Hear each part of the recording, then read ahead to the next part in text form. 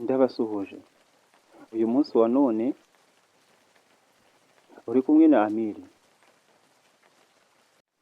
Yica n'ukurikiye yitwa Amiri TV10. Uyu munsi ngiye kukubwira ibimenyetso birindwi bigaragaza ko umukunzi wawe urukundo rwanyu ruri mu marembera. Ibi bintu ngiye kuvuga ntabwo biba buri munsi cyangwa mu munsi umwe, urukundo rurapfa buhoro buhoro. Niba ubona ibimenyetso ku mukobwa mukundana cyangwa umuhungu mukundana, menya ko mutangiye kugana mu gutandukana. Urukundo rwiza rurakura, ariko urupfu rwarwo rutangira mu bintu bito bito abantu batajya bitaho. Uyu munsi ndakwereka ibimenyetso by'ingenzi utagomba kwirengagiza.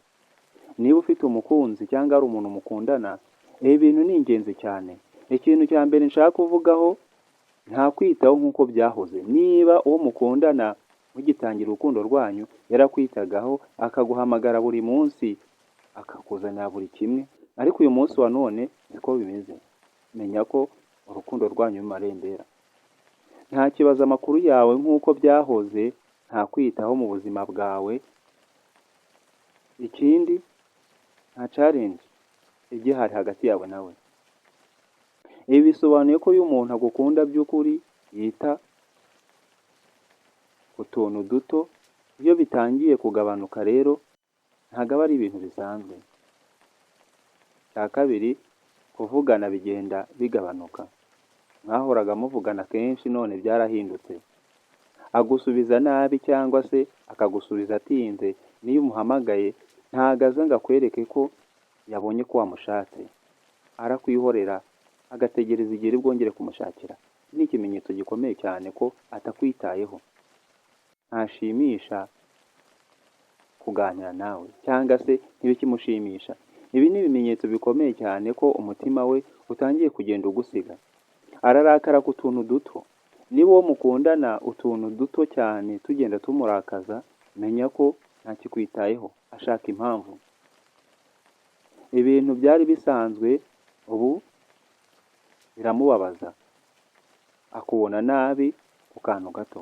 Bivuze ko urukundo ruri mu kaga kandi ruri kugabanuka, kuko aho urukundo ruri habaho kwihangana ndetse no kubabarira.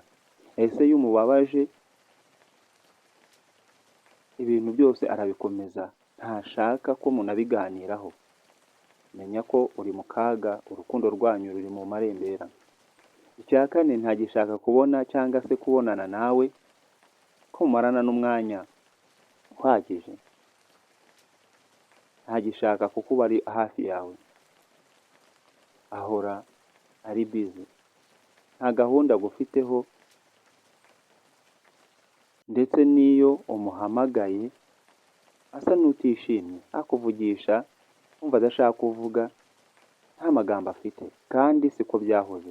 Ibi bigaragaza ko umutima we utangiye kujya kure yawe. Cya gatanu, atangiye kugira amabanga menshi aguhisha. Telefone ye yabaye ibanga rikomeye.